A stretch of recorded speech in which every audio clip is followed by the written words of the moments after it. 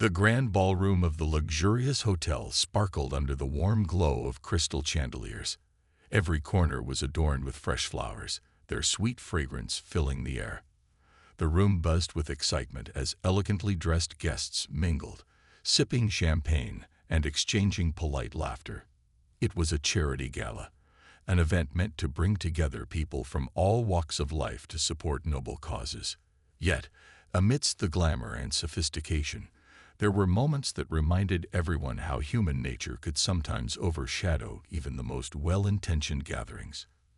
Victoria Sterling stood out in the crowd, her presence commanding attention without effort. Dressed in a stunning designer gown, she exuded confidence and wealth. Her sharp features were accentuated by perfectly applied makeup, and her diamond jewelry caught the light with every movement. Victoria wasn't just rich. She made sure everyone knew it. As she moved through the room, she spoke loudly about her latest donations to various charities, ensuring no one missed the chance to admire her generosity. To her, this gala wasn't just about giving back. It was about being seen as someone who gave back more than anyone else. While Victoria basked in the spotlight, an elderly man sat quietly at one of the tables near the back of the room. His name was Mr. Jameson, and though he wore a simple suit that looked slightly worn at the edges, his demeanor radiated warmth and dignity. Unlike many others in the room, he didn't seem interested in drawing attention to himself. Instead, he observed the scene around him with a calm smile, occasionally nodding at familiar faces or exchanging quiet greetings. Despite his unassuming appearance, Mr. Jameson had been invited to the gala because of his decades-long commitment to helping those in need.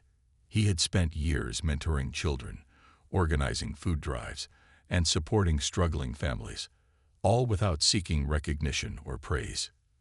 Victoria eventually noticed Mr. Jameson sitting alone. At first glance, she assumed he must have wandered into the wrong place. How could someone like him belong among the elite? Her curiosity quickly turned into disdain. She narrowed her eyes, studying him as if trying to figure out what flaw in the system allowed him entry. Her lips curled into a smirk, and she decided to approach him, not out of kindness, but to mock him. After all, Victoria thrived on making herself feel superior by putting others down. As she walked toward his table, her heels clicking against the polished floor, several heads turned to watch. Some guests recognized the gleam in her eyes, the same look she got whenever she was about to humiliate someone. A few exchanged uneasy glances, knowing what might come next. Others leaned in slightly, eager to hear what cutting remark would leave her mouth this time. Little did they know, this seemingly insignificant encounter would soon become the talk of the entire evening, and change more lives than anyone could imagine. Victoria approached Mr. Jameson's table with an air of superiority, her chin tilted upward as if she were inspecting something beneath her. Her designer gown swished softly against the floor, and the clink of her champagne glass seemed louder than it should have been in the bustling room. She stopped just short of his chair, towering over him with a smirk that made her intentions clear. To Victoria, this was another opportunity to assert her dominance, to remind everyone present, including herself, of her place at the top. Well, she began, her voice dripping with sarcasm, as she glanced down at him. I must say, I'm impressed. You've certainly managed to blend in quite nicely. Or at least you're trying to. She let out a short laugh, loud enough to draw the attention of nearby guests. A few turned their heads curiously, while others pretended not to notice but leaned slightly closer anyway. Victoria thrived on these moments, the ones where all eyes were on her, even if it meant humiliating someone else to get there. Mr. Jameson looked up at her calmly, his expression unreadable. There was no hint of anger or embarrassment in his eyes, only a quiet patience that somehow unsettled Victoria more than any retort could have. She pressed on, determined to break through his composure. Tell me, she said, her tone deliberately condescending, how exactly did you end up here? This isn't exactly your usual crowd, is it? She gestured vaguely around the room, implying that people like him didn't belong among the glittering elite.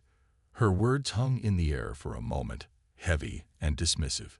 Some of the nearby guests shifted uncomfortably, exchanging glances that ranged from disapproval to mild amusement. One woman rolled her eyes subtly before turning away, clearly unimpressed by Victoria's behavior. Another man shook his head almost imperceptibly, muttering under his breath about how unnecessary this whole display was. But Victoria didn't care. She lived for drama, feeding off the reactions she provoked, whether positive or negative.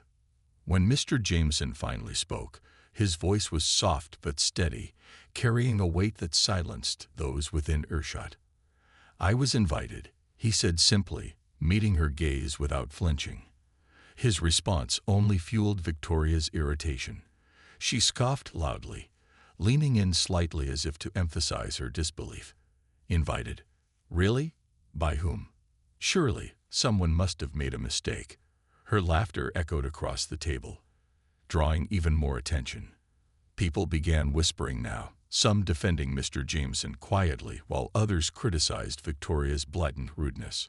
Undeterred, Victoria crossed her arms and raised an eyebrow, her smirk growing wider. "Let me guess, you probably donated. What? $10? Maybe 50? That's sweet and all. But let's be honest, this gala is for people who contribute real money, not pocket change." Her words stung, though Mr. Jameson showed no outward reaction. He simply folded his hands on the table in front of him, his posture relaxed yet dignified. "And what exactly qualifies as real money in your world?" he asked gently, his tone laced with curiosity rather than defensiveness. The question caught Victoria off guard, forcing her to pause mid-rant. For a brief second, she faltered, unsure how to respond to such calm reasoning. But her pride quickly kicked in, and she straightened up, regaining her haughty demeanor. "Enough to make a difference," she snapped, waving her hand dismissively. "Not that you'd understand." As the confrontation continued, the atmosphere around them grew tense. Onlookers watched intently, torn between fascination and discomfort. They knew Victoria's reputation for arrogance, but seeing her target someone so humble felt different this time, almost cruel. And yet, despite the mounting tension, Mr. Jameson remained unfazed. His quiet strength seemed to radiate outward, silently challenging Victoria's shallow worldview. Little did she know, her mocking words would soon come back to haunt her in ways she couldn't possibly anticipate. Mr. Jameson's calm response seemed to catch Victoria off guard, though only for a fleeting moment. She quickly recovered, her lips curling into a smug grin as if she had been handed the perfect opportunity to prove her superiority. "Oh, so you were invited," she said, drawing out the words mockingly. "How quaint. But tell me, what exactly did you do to earn that invitation? Bake cookies for the local shelter? Organize a garage sale?" Her tone was laced with sarcasm, each word dripping with condescension. Her comments drew scattered laughter from a few people nearby who were entertained by her sharp wit, or perhaps too intimidated to challenge her. Others, however, shifted uncomfortably in their seats, glancing at one another with expressions of disapproval. One older woman sitting close to Mr. Jameson gave Victoria a pointed glare before turning to offer him an apologetic smile. The room felt divided, torn between those who found Victoria amusing and those who thought her behavior cruel and unnecessary. Mr. Jameson, unfazed by her mockery, leaned back slightly in his chair. His hands rested gently on the table, his posture relaxed yet dignified. When he finally spoke, his voice carried a quiet authority that silenced the murmurs around them. "Actually," he began, his tone warm but firm, "I've spent most of my life working to help others. For over 40 years, I've mentored children growing up in tough neighborhoods, organized food drives for families struggling to make ends meet, and volunteered at community centers. It wasn't about recognition. It was about doing what needed to be done." The sincerity in his voice struck a chord with some of the guests. A young couple standing nearby exchanged a glance, nodding silently as if acknowledging the weight of his words. Even Victoria paused briefly, her smirk faltering for just a second before she regained her composure. She waved her hand dismissively, brushing off his explanation, as if it were irrelevant. "That's all very sweet," she said, her tone patronizing. "But let's not kid ourselves. Charity is measured in impact, not good intentions. What you've done sounds nice, sure, but how much has it really changed?" Her arrogance only seemed to grow as she continued, leaning forward slightly to emphasize her point. "You see, people like me, we write big checks. We fund hospitals, schools, entire programs. That's real change. Not handing out sandwiches or telling kids to dream big." She punctuated her statement with a self-satisfied laugh, clearly proud of her ability to justify her wealth as a form of virtue. For a moment, there was silence. The air in the room felt heavier, charged with unspoken tension. Some guests looked away, unable to meet Mr. Jameson's eyes, while others stared directly at Victoria, their expressions ranging from disbelief to outright disgust. Among them was a middle-aged man in a dark suit who muttered under his breath, classless, loud enough for those around him to hear. Mr. Jameson, however, remained composed. He studied Victoria for a moment, his gaze steady and thoughtful. Then, with a faint smile, he replied, "Money is important, yes, but it's not everything. Real change starts with kindness, patience, and understanding. Things no amount of money can buy. I may not have your wealth, but I've seen lives transformed because someone cared enough to show up, day after day, year after year." His words hung in the air, simple yet profound. They resonated deeply with many in the room, especially those who had dedicated themselves to similar causes. Victoria, however, rolled her eyes dramatically, unwilling, or perhaps unable, to grasp the deeper meaning behind his message. "Kindness won't build schools or cure diseases," she shot back, her voice tinged with irritation. "Actions matter more than words, and trust me, mine speak louder than yours ever could." With that, she turned on her heel, signaling the end of the conversation. As she walked away, her heels clicking sharply against the polished floor, Mr. Jameson shook his head almost imperceptibly. There was no anger in his expression, only a hint of sadness. He understood that Victoria's arrogance stemmed from insecurity, a need to validate herself by tearing others down. Still, he couldn't help but feel sorry for her, for the walls she had built around herself, and for the lessons she had yet to learn. Unbeknownst to Victoria, her encounter with Mr. Jameson would soon take a turn she could never have anticipated. Little did she know, her harsh words and dismissive attitude were about to collide with a truth far greater than anything she had imagined. And when that moment came, it would leave her questioning everything she thought she knew about success, worth, and humanity itself. As the evening wore on, Victoria returned to her usual routine of mingling with other guests, though her encounter with Mr. Jameson lingered in the minds of those who had witnessed it. Some whispered about her behavior behind her back, while others avoided her altogether, sensing the growing tension she left in her wake. Despite the undercurrent of unease, Victoria seemed oblivious, or perhaps indifferent, to the disapproving glances and hushed conversations. She continued to dominate every interaction, boasting about her financial contributions and name-dropping influential figures as if to remind everyone of her importance. Meanwhile, Mr. Jameson remained seated quietly at his table near the back of the room.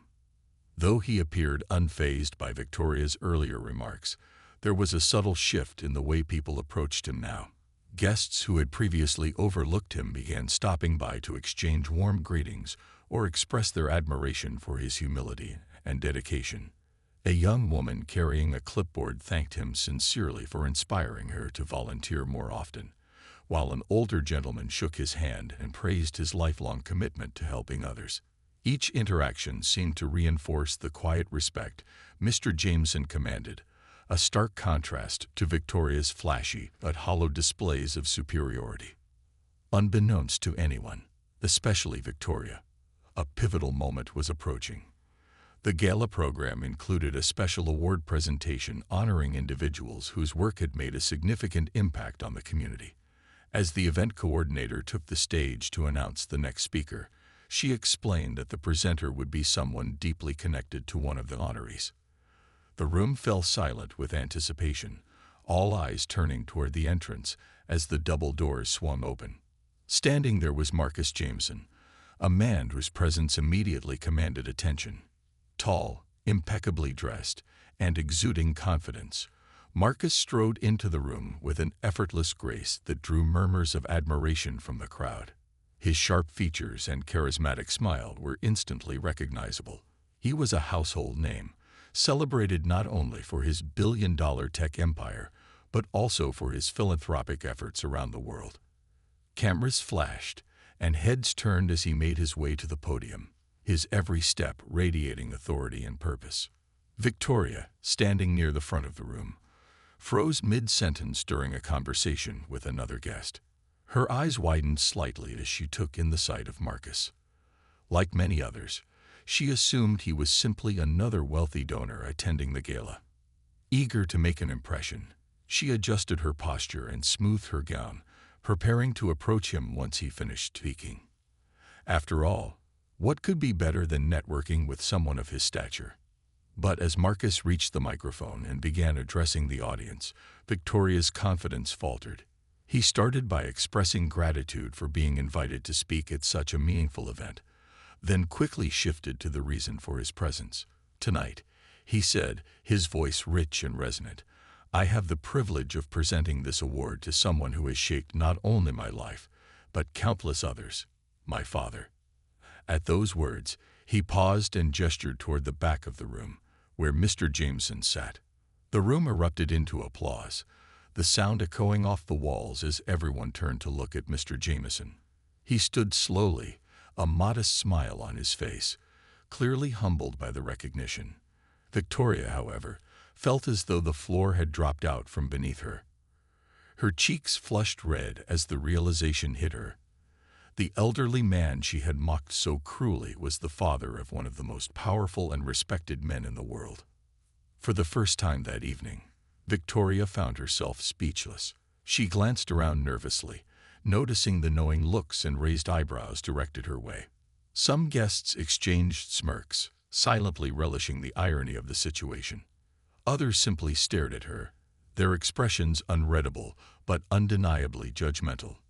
As Marcus continued his heartfelt tribute to his father, detailing the sacrifices he had made and the values he had instilled, Victoria felt smaller and smaller with each passing second. The weight of her earlier actions pressed down on her, and for the first time, she began to see the true cost of her arrogance. What had once seemed like harmless teasing now felt like a glaring reflection of her own insecurities. And as Marcus concluded his speech to thunderous applause, Victoria knew that her night, and perhaps her reputation, was about to change forever. Marcus Jameson's voice filled the ballroom, steady and powerful, as he painted a vivid picture of the man who had shaped him into the person he was today. He spoke of his childhood, growing up in a modest home where money was tight, but love and values were abundant. "My father taught me that success isn't measured by what you accumulate, but by how you lift others up," Marcus said, his eyes scanning the room before settling on Mr. Jameson with unmistakable pride. "He worked 2 jobs to put food on our table, yet still found time to volunteer at the community center and mentor kids who needed guidance." The audience listened intently, captivated not just by Marcus's words, but by the raw emotion behind them. His tone carried both admiration and gratitude, and it was clear that every story he shared came from a place of deep respect. He recounted moments when his father would skip meals so his children could eat, or stay up late helping neighbors fix their cars despite being exhausted from a long day's work. He never complained, never sought recognition, Marcus continued. To him, kindness wasn't an obligation, it was a way of life. As Marcus spoke, Victoria stood frozen near the front of the room, her champagne glass clutched tightly in one hand. Her knuckles turned white as she realized the magnitude of her earlier behavior. Every cutting remark she had thrown at Mr. Jameson replayed in her mind, each word now feeling heavier than before. She glanced nervously around the room, noticing the subtle glances and whispers directed her way. Some guests looked away quickly when she met their eyes, while others stared openly, their expressions a mix of pity and disapproval. When Marcus paused briefly, allowing the applause to swell once again, Victoria felt her chest tighten. She wanted nothing more than to disappear, to melt into the shadows and avoid the spotlight she had craved only hours ago. But there was no escaping this moment. The entire room seemed hyper-aware of her presence, and she could feel the weight of judgment pressing down on her. For someone who thrived on attention, this kind of scrutiny was unbearable.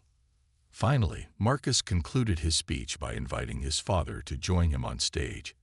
As Mr. Jameson rose from his seat and walked toward the podium, the crowd erupted into thunderous applause. Men and women stood to cheer, some even wiping tears from their eyes as they celebrated the quiet hero among them. When father and son embraced on stage, the image was nothing short of iconic, a billionaire entrepreneur honoring the man whose humility and sacrifice had paved the way for his success. Victoria, meanwhile, shrank further into herself. She tried to remain composed, plastering a forced smile onto her face as if pretending everything was fine. But inside, she was unraveling. The contrast between her earlier mockery and the genuine affection surrounding Mr. Jameson was impossible to ignore. It wasn't just embarrassment she felt, it was shame. Deep, gut-wrenching shame that made her question everything about herself, her values, her priorities, and the legacy she was building through her actions. As the applause died down and the award presentation began, Marcus returned to the microphone to deliver one final message. "We live in a world that often celebrates wealth and status above all else," he said, his gaze sweeping across the room. "But true greatness lies in the hearts of people like my father, those who give without expecting anything in return, who lead with compassion rather than ego." His words hung in the air, resonating deeply with the audience, and piercing straight through Victoria's carefully constructed facade. By the time the ceremony ended, the atmosphere in the room had shifted entirely. Guests flocked to congratulate Mr. Jameson and thank him for his decades of service, while others praised Marcus for using his platform to honor such an extraordinary man. Victoria, however, lingered awkwardly near the edge of the crowd, unsure of what to do next. She knew she couldn't undo what had already been done, but deep down, a small part of her wondered if it was too late to make things right. Little did she know, the night was far from over, and the lessons she had yet to learn were only beginning. As the gala began to wind down, guests slowly dispersed from the ballroom, some heading to the outdoor terrace for fresh air, while others gathered in small groups to discuss the evening's events. Victoria, however, found herself lingering awkwardly near the entrance, her mind racing as she tried to figure out how, or if, she should leave without drawing more attention to herself. She had already made a spectacle of mocking Mr. Jameson earlier, and now, after Marcus's heartfelt speech, she felt like every pair of eyes in the room was silently judging her. Just as she thought she might slip away unnoticed, a firm voice stopped her in her tracks. "Ms. Sterling," it said, calm but commanding. Victoria turned sharply, her heart sinking when she saw Marcus standing just a few feet away. He looked every bit as composed and confident as he had on stage, though there was a new intensity in his gaze that made her feel even smaller than before. For a moment, she considered pretending not to hear him and walking away, but something about his presence rooted her to the spot. "Mr. Jameson," she stammered, forcing a smile that didn't quite reach her eyes. "Congratulations on your, wonderful speech. Your father must be so proud of you." Her words sounded hollow even to her own ears, and she cringed inwardly at how insincere they came across. Marcus, however, didn't seem fazed. He took a step closer, his expression unreadable but undeniably serious. "I appreciate that," he replied, his tone polite but firm. "But I think we both know why I wanted to speak with you tonight." Victoria's cheeks flushed red, and she glanced around nervously, hoping no one else was close enough to overhear their conversation. To her relief, the area near the entrance was relatively empty, save for a few stragglers chatting quietly by the door. Marcus continued, his voice low but deliberate. You mocked my father earlier. In front of everyone. You judged him based on appearances without knowing anything about who he is or what he's done for this community. His words weren't accusatory, but they carried a weight that left Victoria feeling exposed. She opened her mouth to respond, but no sound came out. Instead, she stared at the floor, unable to meet his piercing gaze. When she finally managed to speak, her voice trembled slightly. I didn't mean any harm. I was out of line. It won't happen again. The apology felt inadequate, even to her, but it was all she could muster in the moment. Marcus studied her for a long moment, his expression softening ever so slightly. It's good that you recognize your mistake, he said, his tone less severe now. But actions matter more than words, Miss Sterling. If you truly want to make amends, prove it through your behavior, not just tonight, but moving forward. He paused, letting his words sink in before adding, My father has spent his life lifting others up. Maybe it's time you started doing the same. Victoria nodded quickly, her throat tight with emotion. She wanted to say something, anything, that would show she understood the gravity of his message, but the lump in her throat made it impossible. Instead, she simply whispered, Thank you, though she wasn't entirely sure what she was thanking him for. Was it his restraint, his wisdom, or perhaps the chance to redeem herself? As Marcus walked away, leaving her alone by the entrance, Victoria felt a strange mix of emotions swirling inside her.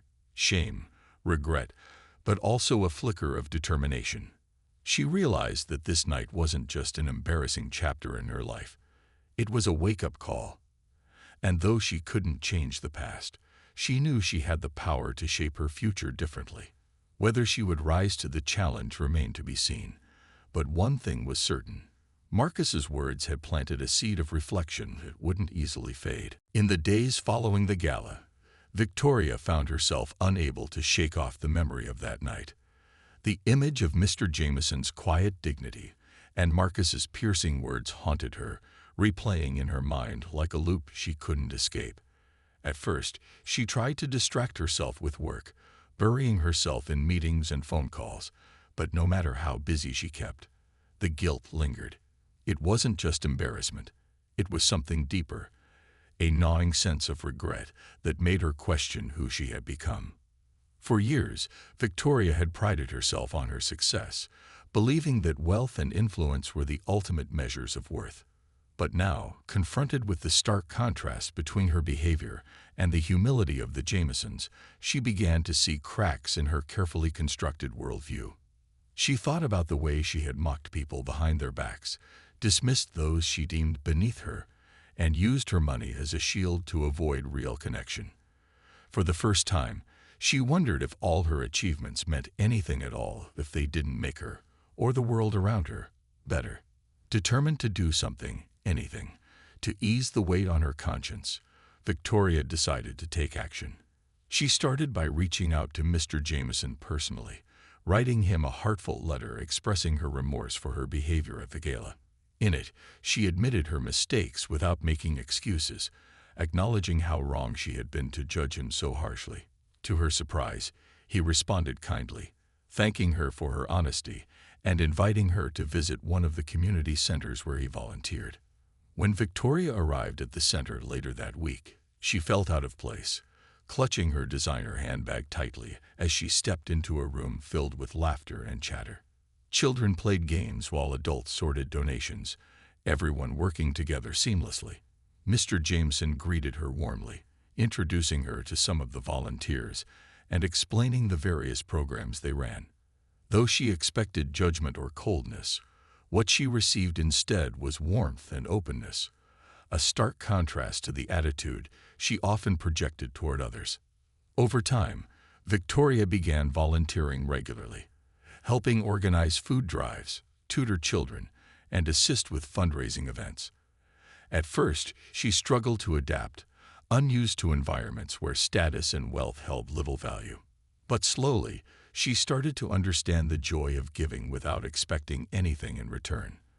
Watching families receive groceries they desperately needed, or seeing a child light up after mastering a difficult math problem, gave her a sense of fulfillment she had never experienced before. Her transformation didn't go unnoticed. Some of the other volunteers initially viewed her with skepticism, unsure whether her sudden interest in charity work was genuine.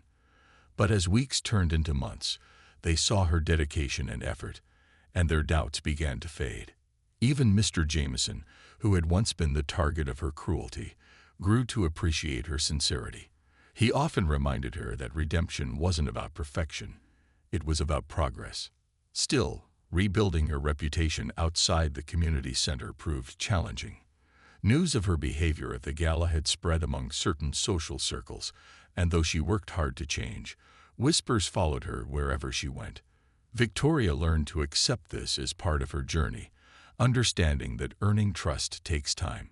She stopped attending flashy parties and instead focused on meaningful connections, finding solace in the knowledge that her actions spoke louder than any gossip. By the end of the year, Victoria was a different person. She still had moments of doubt and insecurity, but she no longer relied on material wealth or cutting remarks to define her worth. Instead, she embraced the lessons she had learned from Mr. Jameson and his son, that kindness, humility, and service were the true markers of character. And though the road ahead wouldn't always be easy, she knew she was finally moving in the right direction, one small step at a time. Months had passed since the charity gala, and Victoria's life had undergone a quiet but profound transformation. What began as an attempt to ease her guilt had evolved into something far more meaningful, a genuine desire to make a difference. She no longer saw volunteering as a way to redeem herself, but as a calling that brought purpose to her days. The community center where Mr. Jameson worked became a second home for her, a place where she could step away from the pressures of wealth and status and simply be human. Word of her dedication eventually spread beyond the walls of the center. People who had once dismissed her as arrogant and self-centered began to notice the change in her demeanor. At another charity event several months later, Victoria stood near the back of the room, dressed modestly and speaking softly with a group of volunteers. Gone was the sharp-edged confidence that used to dominate every conversation. In its place was a quiet humility that resonated deeply with those around her. When someone approached to thank her for her contributions, she smiled shyly, deflecting praise by crediting the team effort of everyone involved. Mr. Jameson watched her from across the room, his expression one of quiet satisfaction. He hadn't expected Victoria to stick around after their initial meeting, let alone dedicate so much of her time and energy to helping others. Yet here she was, not just participating, but thriving in a world she had once looked down upon. It wasn't lost on him, or anyone else, how far she had come. Her journey hadn't been easy, but it had been authentic, and that made all the difference. Marcus, too, noticed the shift when he visited the center one afternoon. By then, Victoria had taken on a leadership role, organizing workshops and spearheading new initiatives aimed at supporting underprivileged families. Marcus pulled her aside after the event, offering a rare smile of approval. "You've done well," he said simply, his tone warm but firm. "Not everyone has the courage to face their flaws and grow from them. You should be proud." Victoria nodded, her eyes glistening with unused tears. "Thank you," she whispered, her voice thick with emotion. "But I couldn't have done it without your father, and without you. You both showed me what really matters." For the first time in years, she felt a deep sense of peace, knowing she was finally living in alignment with her values. As weeks turned into months, Victoria continued to expand her efforts, using her resources and connections to amplify the work of grassroots organizations. She partnered with local businesses to fund scholarships for children in need, hosted fundraisers to support struggling families, and even mentored young entrepreneurs hoping to create positive change in their communities. Each project brought her closer to the kind of person she wanted to be, someone who gave not because she had to, but because she truly cared. The gala circuit still existed, of course, But Victoria approached it differently now. Instead of boasting about her donations or trying to outshine others, she spoke passionately about the causes she believed in, encouraging those around her to get involved. Some listened, others didn't. But Victoria no longer cared about winning over skeptics. Her focus was on making a tangible impact, one small act of kindness at a time. In the end, Victoria's story became a testament to the power of redemption. She hadn't erased her past mistakes. They were part of her, shaping the person she had become, but she had chosen to rise above them. And though she knew she would always be a work in progress, she embraced the journey with gratitude and hope. After all, true success wasn't about perfection. It was about growth, connection, and the willingness to keep moving forward, even when the path was difficult. As she stood alongside Mr. Jameson and Marcus at yet another charity event, this time as a respected advocate rather than a scorned figure, Victoria realized something important. Redemption wasn't just about forgiveness. It was about becoming someone worthy of it. And for the first time in her life, she felt like she was exactly where she was meant to be.